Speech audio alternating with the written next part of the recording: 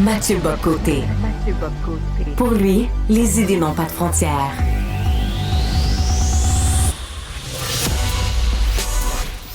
Au contraire, les idées mènent le monde. Réflexion, observation, échange, critique, solution. Mathieu Bock-Côté. François Legault et son gouvernement continuent de mettre de la pression sur Ottawa dans le dossier des demandeurs d'asile. À entendre le premier ministre François Legault, ça met une pression énorme sur divers pans de la société, notamment l'habitation. On avait les chiffres également sur l'aide sociale. De Montréal, je rejoins à Paris Mathieu Bock-Côté. Salut Mathieu. Bonjour! Alors, François Legault en remet sur l'immigration à quelques jours de la fin de la session parlementaire. Il ne peut pas faire autrement. C'est-à-dire, il y a des moments dans une société où il y a un effet, j'appelle ça des digues cèdent. Et ce ne sont pas les digues de l'intolérance qui cèdent, bien sûr que non. C'est la digue qui contenait un discours vrai sur la transformation de la société. Alors, on va s'entendre, l'immigration n'est pas à l'origine de tous nos problèmes sociaux, évidemment, personne ne dira ça. Mais elle amplifie tous ces problèmes dès lors qu'elle franchit ce que j'appelle l'immigration raisonnable, de l'immigration massive. Et en ce moment, c'est même plus de l'immigration massive, c'est une submersion migratoire que nous connaissons. François Legault nous dit différentes choses. Il parle, par exemple, de la pression sur l'aide sociale. C'est factuel. Les gens qui arrivent coûtent à la société québécoise, ne sont pas nécessairement formés, loin de là. Le temps qu'ils s'intègrent à la société, c'est un autre travail. Système. Et voilà. Mais en aurait-il un qu'on ne serait pas exactement ce qu'on pourrait appeler les emplois les plus productifs non plus. Il faut le garder à l'esprit. Un peu partout en Occident, on le voit, l'immigration massive, c'est une dépense nette en matière de dépenses sociales. Donc, on n'a pas le choix, ce qui ne veut pas dire qu'ils ne doivent pas travailler. Une fois qu'ils sont là, on comprend bien. Mais le fait est que la pression est réelle sur le système social. Tout comme il est sur le système de santé. Tout comme il est sur le système d'éducation, ça c'est c'est frappant. Et qui en paie le prix, évidemment, sont ceux qui sont les déjà là, entre guillemets, qui sont quelquefois, qui voient les services auxquels ils ont droit déstabilisés, remis en question par cette vague qui dépasse largement notre capacité de la gérer, de l'intégrer. François Legault aussi était assez courageux hier. Il l'a dit de manière pudique, de manière avec des pincettes, c'était avec des gants blancs, c'était peut-être nécessaire de le faire, lorsqu'il a abordé la question de l'effet de cette immigration massive sur l'itinérance, sur les problèmes sociaux qui contribuent à l'insécurité à Montréal aujourd'hui. Je vais essayer de le dire assez clairement. Il suffit de regarder des sociétés européennes, pour peu qu'on croit que les mêmes causes donnent partout les mêmes effets, on l'a vu en Allemagne, on l'a vu en Suède, on l'a vu en France, on l'a vu un peu partout en fait, l'immigration massive contribue à l'insécurité. Et là, on va juste être clair. Ça ne veut pas dire que tous ceux qui arrivent sont mal intentionnés, contribuent individuellement à l'insécurité. Bien sûr que non. Ça veut dire qu'il y a une proportion significative, normalement, ça reste à documenter pour le Québec, mais c'est une hypothèse que fait François Legault, il y a une proportion significative de l'insécurité dans ces différentes dimensions qui est due justement à ce basculement démographique pour mille et une raisons, des gens qui arrivent quelquefois, des problèmes de santé mentale qui peut avoir une surreprésentation dans certaines catégories. On l'a vu en France, chez les migrants, une surreprésentation, c'est désarmant, c'est un fait. Ensuite, des cultures qui sont quelquefois qui n'ont pas le même rapport à la violence. On le voit beaucoup encore une fois en Europe. Des jeunes hommes, faut juste pas l'oublier, le jeune homme, quelle que soit son origine et sa culture, est en général plus violent et plus agressif. C'est l'élément agressif dans une société. Mais une plus grande... Donc, si on prend en compte tout ça, François Legault a raison de mentionner ça, et j'entendais hier, je crois que c'est Dutrissac, en interview avec, comment s'appelle-t-il, Fadi Daguerre, et on voyait Fadi Daguerre qui alors, Dutrissac était clair dans ses questions sans être agressif, et Fadi Daguerre faisait une forme de danse conceptuelle et rhétorique pour ne pas nommer cette réalité tout en nous faisant comprendre qu'il la voyait. Et ça, en France, ça a pris 20 ans à faire sauter le tabou et les interdits autour de ça. Au Québec, j'espère que ça va sauter plus rapidement, parce que plus rapidement on nomme les choses, plus rapidement on est capable de prendre les mesures pour être capable de lutter contre ces tendances qui peuvent désarticuler une société. J'ajoute que François Legault rappelle tout ça dans un contexte politique très particulier. la fameuse rencontre avec Ottawa s'en vient, là, la rencontre où on est d'où est censé sortir une entente. Bon, et là, il nous avait dit, s'il n'y a rien qui arrive, peut-être un référendum sur l'immigration. D'autant que, et là, sur le plan national et identitaire, elle est responsable de notre louisianisation. Et elle est au centre de la défrancisation de Montréal. François Legault augmente la pression dans l'espoir d'obtenir quelque chose d'Ottawa.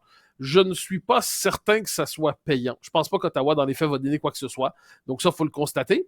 Ce qui nous ramène au sondage, je me permets de le mentionner un instant.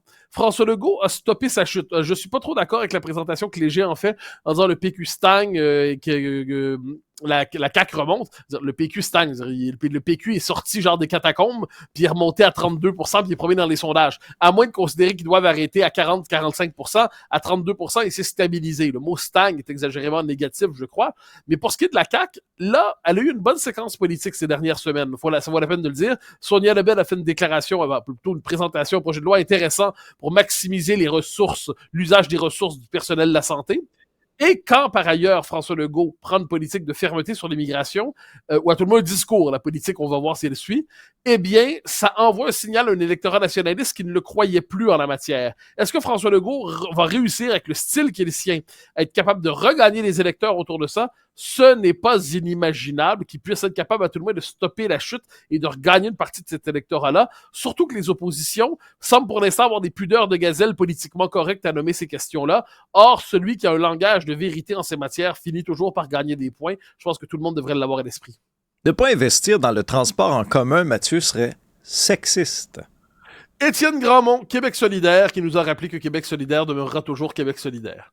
Alors, qu'est-ce qui peut nous amener à cette thèse-là? Eh bien, c'est la théorie du racisme systémique appliquée au sexe. C'est-à-dire, c'est la théorie d'une forme de sexisme systémique où on nous explique qu'il y a une analyse différenciée selon les sexes. Alors ça, c'est des concepts qui traînent dans l'administration publique depuis des années, qui sont censés mesurer les effets indirecte, mais apparemment réelle sur les sexes des différentes politiques publiques, nous amènerait à croire que le transport en commun favoriserait les femmes, ne pas être dans le transport en commun défavoriserait les femmes. Ça, c'est le même type d'argument qui nous avait valu de la part de la présidente de la FFQ il y a quelques années, l'idée qu'investir en construction, investir dans le bâtiment, être capable, c'était défavorable aux femmes encore une fois, parce que c'était des métiers surtout masculins. Donc là, qu'est-ce qu'on voit à travers ça? On voit où un certain féminisme radical, puis passé par le filtre de l'extrême gauche, peut nous amener à perdre le contact avec la réalité. La réalité, c'est que le transport en commun est une bonne chose dans la mesure où on en a les moyens, ça correspond aux besoins des communautés, mais le traiter sur le mode de l'identité sexuelle, le traiter sur le mode de la quête, en fait, les hommes-femmes dans nos sociétés, sous le signe d'une forme de déséquilibre structurel ou de sexisme structurel qui habiterait nos sociétés. Bon, moi, je souhaite pas le plus grand bonheur électoral au monde à Québec solidaire, mais si je me mettais un instant dans la peau de leur stratège, je me dirais, il y a quand même moyen d'arrêter d'énerver la population, toujours avec l'espèce de grosse bertha idéologique qui consiste à prendre tous les concepts de la gauche radicale puis à canarder les médias avec ça sans arrêt, une forme d'artillerie conceptuelle insupportable. Le commun des mortels peut entendre d'excellents arguments pour le transport en commun sans se faire dire, en fait, que derrière cela, ce sera encore une lutte contre le patriarcat. Seigneur, qu'on nous préserve de ces sottises. Et Mathieu, on s'apprête à commémorer un anniversaire important. Ouais, c'est demain, c'est le 6 juin. Je ne serai pas là demain, hélas, et je m'en serais voulu de ne pas en parler aujourd'hui. Pour ça, c'est le 6 juin, c'est le 80e anniversaire du débarquement de Normandie. Je pense qu'on doit garder à l'esprit cette page de l'histoire pour quelques raisons. Premièrement, dans l'histoire de la Seconde Guerre mondiale, c'est une opération exceptionnelle qui ouvre un front à l'Ouest et qui permet d'accélérer, de libérer la France, d'accélérer la libération de l'Europe occidentale, de faire tomber le nazisme. Deuxième élément qui me semble important, c'est un moment important dans l'histoire militaire en tant que telle. C'est-à-dire les ressources techniques, le génie militaire investi pour rendre cela possible. Puis ça nous rappelle, soit dit en passant, l'importance de la chance dans toutes les opérations. Napoléon disait d'un général, la première chose que je veux savoir de lui, c'est est-ce qu'il a de la chance ou non. Eh bien, ça aurait pu se planter et ça a réussi. Là, il y a une polémique en France. Demain, déjà dans l'actualité, mon environnement, la Russie n'est pas représentée cette année. Pour quelle raison? Pour cause, évidemment, d'invasion de l'Ukraine par la Russie. Donc, on va quand même pas inviter une puissance impériale dans les circonstances. Mais tout ça devrait nous amener à réfléchir aussi sur le rôle de la Russie pendant la Deuxième Guerre mondiale. Moi, c'est une question qui m'a toujours passionné, puis je pense qu'elle éclaire autrement le 20e siècle.